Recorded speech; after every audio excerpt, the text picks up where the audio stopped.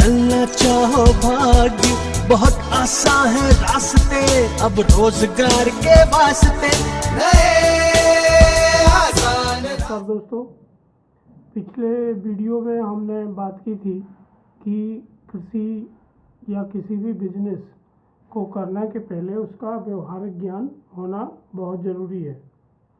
मैंने देखा है कि जो लोगों ने कभी खेती नहीं की और कभी उनको प्रैक्टिकल अनुभव भी नहीं रहा, वही सबसे ज़्यादा लोग खेती के बिजनेस के बारे में या खेती के बारे में आज ज्ञान देने का काम कर रहे हैं। ऐसे हमारे बहुत से साथी हैं जो कभी बचपन में गांव में रहते थे और वो गांव से 30-40 साल 50 साल से बाहर आ गए हैं, या बहुत सारे लोग ऐसे हैं जो कभी गांव में रहे ही नहीं। पर आप देखेंगे कि ऐसे ही लोग आज विषय विशेषज्ञ बने हुए हैं, और ये लोग वो लोग हैं जो एक खेती के बारे में या गांव के बारे में एक रोमांटिक छवि बनाते हैं। जो सामान्यतः उनकी छवि उनके मन में आती है वो फिल्मों से, या गांव में जो लोग छोड़ के आ गए हैं और गांव के बारे में लिखते हैं, कविताएं लिखते हैं, कहानियां लिखते हैं, या जो सोशल मीडिया पर गांव की तस्वीर प्रस्तुत की जाती है, तो उससे वो एक अपनी छवि बनाते हैं। वो नकारात्मक भी होती है और सकारात्मक भी होती है। पर बहुत सारे लोग जो शहरों में आके रह रहे हैं, उनके मन में एक अदम्य इच्छा होती है कि वो फिर से गांव में रहें, पर जो शहर में रहने का मोह नहीं छोड़ पाते हैं, तो वो फिर गांव के बारे में एक रोमांटिक तस्वीर बनाते हैं। और इसीलिए बहुत सारे लोग गांव के बारे में, ग्रामीण विकास के बारे में, एंटरप्रेन्योरशिप के बारे में और खेती से जुड़े व्यवसाय के बारे में लोगों को सलाह देते हैं।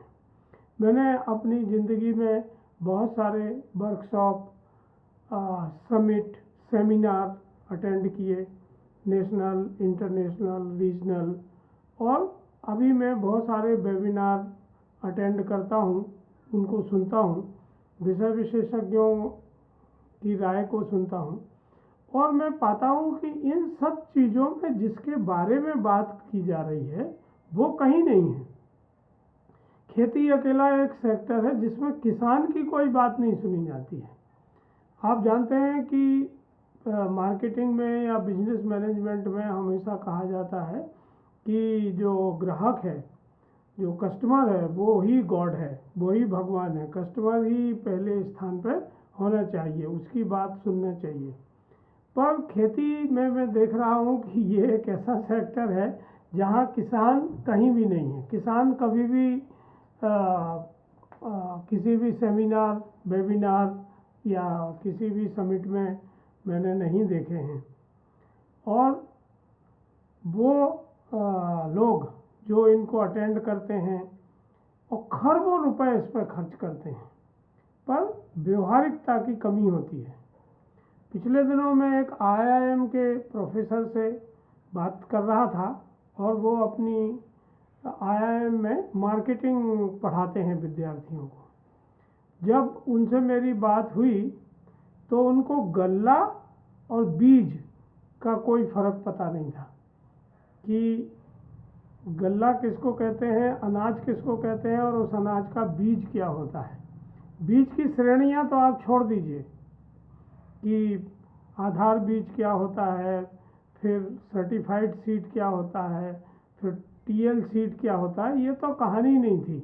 अभी तो मूल मुद्दा ये था कि बीज और गल्ला में फ़र्क क्या है।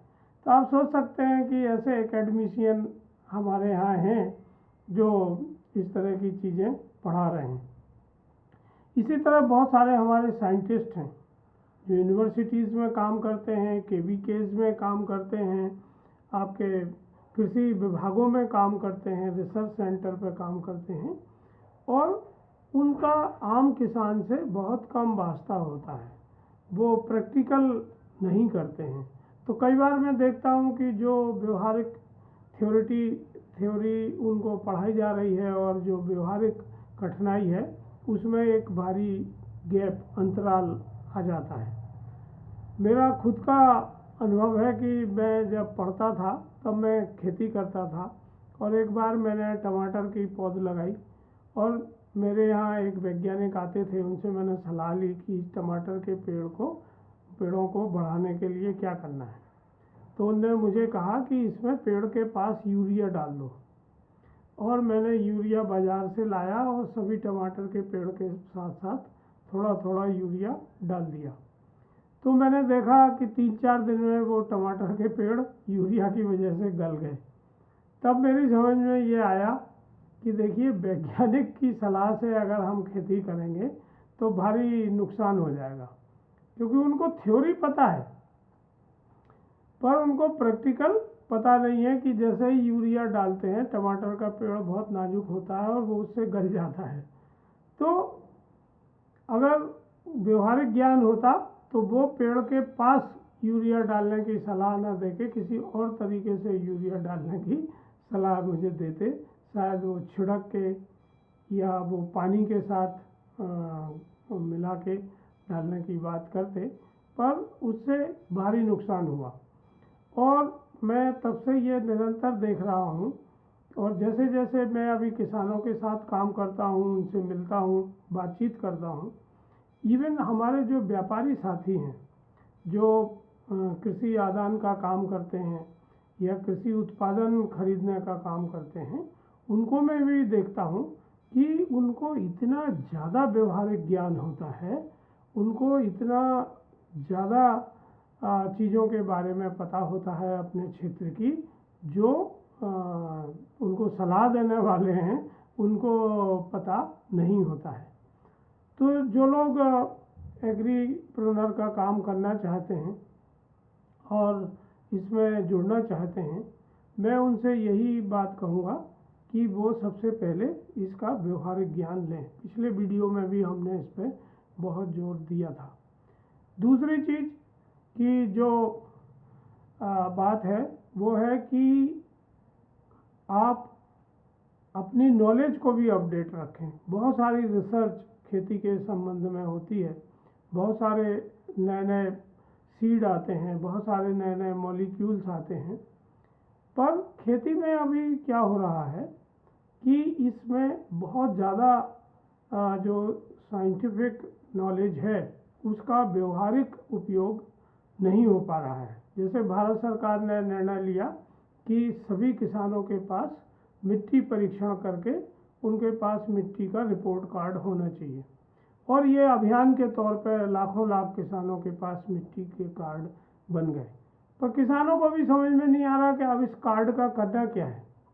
तो जैसे कोई हमारा ब्लड का टेस्ट कर ले और वो ब्लड रिपोर्ट हमें दे दे, और हमें पता ही नहीं है कि इस ब्लड रिपोर्ट से क्या करना है, हमें अपनी बीमारी का या स्वास्थ्य के बारे में क्या अनुमान लगाना है।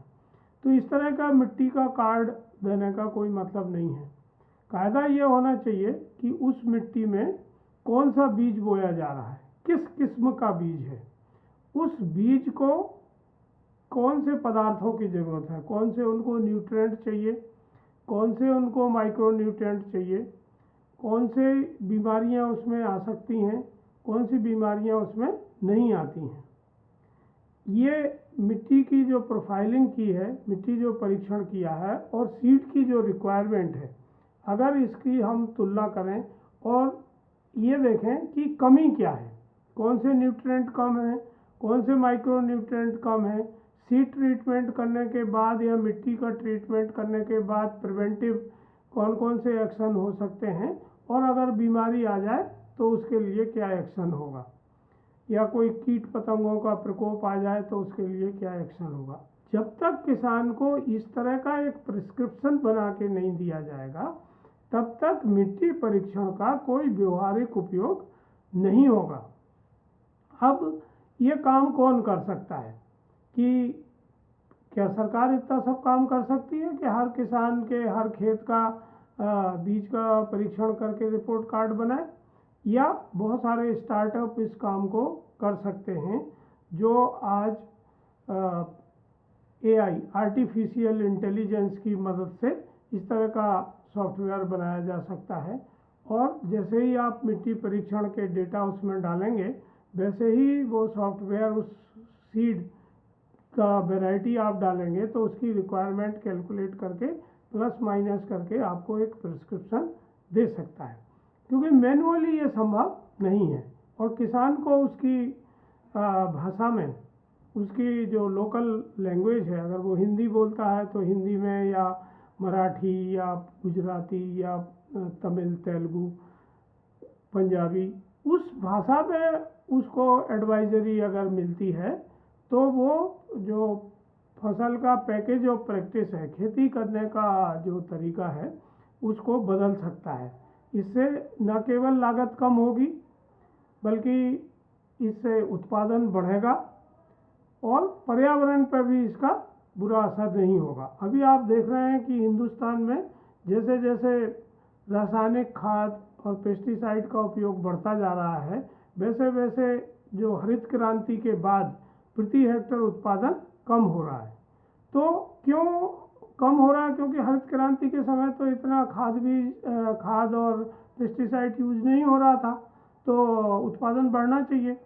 क्योंकि जो चीज़ों की ज़रूरत नहीं है उन चीज़ों का उपयोग किसान कर रहा है। किसान आजकल केवल सुनी सुनी बातों में आसपास अपने पड़ोसियों को देख के और या कभी किसी इंटरनेट की साइट पर देख के वो चीज़ों का उपयोग करते हैं, जबकि उन्हें एग्जैक्ट पता ये नहीं होता है कि उनकी ज़मीन पर इसकी ज़रूरत है या नहीं है, या उनने जो वैरायटी का बीज लगाया है उस वैरायटी के बीज में इस चीज़ की ज़रूरत है या नहीं है। तो इसके दुष्परिणाम बहुत बार देखने को मिलते हैं। कई बार किसानों की फसलें अत्यधिक फर्टिलाइज़र या कोई भी एक खाद डालने से पीली पड़ जाती हैं, या बीमारी के लिए या हार्बिसाइड या पेस्टिसाइड के लिए जब वो कोई केमिकल यूज़ करते हैं तो फसलें जल जाती हैं, ख़राब हो जाती हैं, और उसका दुष्परिणाम किसान को पूरी साल की उस पूरे सीजन की फसल का नुकसान उठाना पड़ता है। तो ये जो काम हम कर रहे हैं ये खेती में बहुत आसानी से अब किया जा सकता है, क्योंकि जानकारी मोबाइल फ़ोन पर देना किसान के लिए बहुत आसान हो गया है। और अगर इस तरह की व्यवहारिक जानकारी किसान को मिलती है, देखिए अभी जितने भी लोग जानकारियाँ देते हैं वो मैक्रो लेवल पर देते हैं, बड़े लेवल पर देते हैं। जैसे मौसम की जानकारी आती है या दूसरी तरह की जानकारियाँ आती हैं, तो वो मैक्रो लेवल पे होने से, बड़े स्तर पे होने से किसान को ये समझ में नहीं आता कि उसके खेत में क्या होने वाला है। किसान को बड़ी जानकारी तो चाहिए, क्षेत्र की जानकारी तो चाहिए, पर उसके साथ साथ उसको स्पेसिफिक जानकारी भी चाहिए कि उसकी ज़मीन पे क्या होना चाहिए। तो मैं सोचता हूँ कि ऐसे साथी जो इस काम को करना चाहते हैं वो हमारे साथ जुड़ सकते हैं और हम उनको इस तरह के कामों में ई फसल के प्लेटफॉर्म पर मदद करते हैं।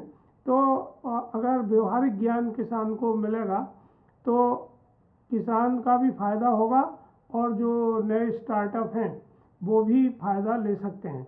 क्योंकि अभी तक ज़्यादातर जो लोग काम कर रहे हैं उनने एफएमसीजी के मॉडल को खेती में कॉपी किया हुआ है। जैसे फ्लिपकार्ट या अमेजन का मॉडल है, वही मॉडल वो एग्रीकल्चर में लगाने की कोशिश कर रहे हैं, जबकि एग्रीकल्चर की प्रकृति अलग है। देखिए कोई भी बिजनेस नकल से तैयार नहीं हो सकता है। जब आप सोचिए अमेजन बन गया तो एक ही अमेजन बनेगा, फ्लिपकार्ट एक ही फ्लिपकार्ट होगा, उसकी नकल उससे बड़ी कभी नहीं हो सकती है। तो जो नए साथी लोग हैं जो नए तरीके से बिजनेस करना चाहते हैं वो कॉपी ना करें, उस बिजनेस आइडिया से सीखें और कुछ अलग तरीके से निकालें और उस क्षेत्र को समझें। जैसे मैं कह रहा हूँ खेती, अब खेती किसान और उसके बिहेवियर को जब तक आप नहीं समझेंगे तब तक आप एफएमसीजी के मॉडल को उसमें लागू नहीं कर सकते। अगर आप उसी मॉडल को लागू करेंगे तो आप पैसा बर्न करेंगे, आप पैसा अर्न नहीं कर सकते हैं और इसमें किसानों को भी कोई ज़्यादा फायदा नहीं होगा। तो ये चीज़ें हमें खेती के बारे में समझना चाहिए और ये एक बहुत व्यवहारिक ज्ञान की बात है जो करने से ही आएगा, ये पढ़ने से या सुनने से नहीं आएगा। अगर कोई व्यक्ति आपको तैरना सिखाना चाहता है और वो कभी खुद स्विमिंग पूल में, तालाब, नदी में नहीं कूदा है, पर उसको जानकारी पूरी है कि इंटरनेशनल कौन कौन से प्रतिस्पर्धाएं होती हैं, उनमें कितने रिकॉर्ड बने हैं और कितने तरह के स्ट्रोक होते हैं, बटरफ्लाई स्ट्रोक क्या होता है, बैक स्ट्रोक क्या होता है, वो सब जानता है, पर वो कभी तालाब में या नदी में या स्विमिंग पूल में नहीं कूदा है, तो क्या वो आपको बेहतर तैरना सिखा सकता है? तो इसी तरह जो लोग खुद काम नहीं कर रहे हैं, खुद उसका व्यवहारिक अनुभव नहीं लिए हैं, वो अगर किसान को राय देंगे तो दोनों का ही नुकसान होने वाला है। और बहुत सारे केसेस में तो किसान उनकी सुनता भी नहीं है। तो व्यवहारिक ज्ञान लीजिए, नकल मत करिए और अपना मॉडल स्थानीय परिस्थितियों को देख के बनाइए, तो मुझे लगता है कि आप बेहतर काम कर पाएंगे। नमस्कार।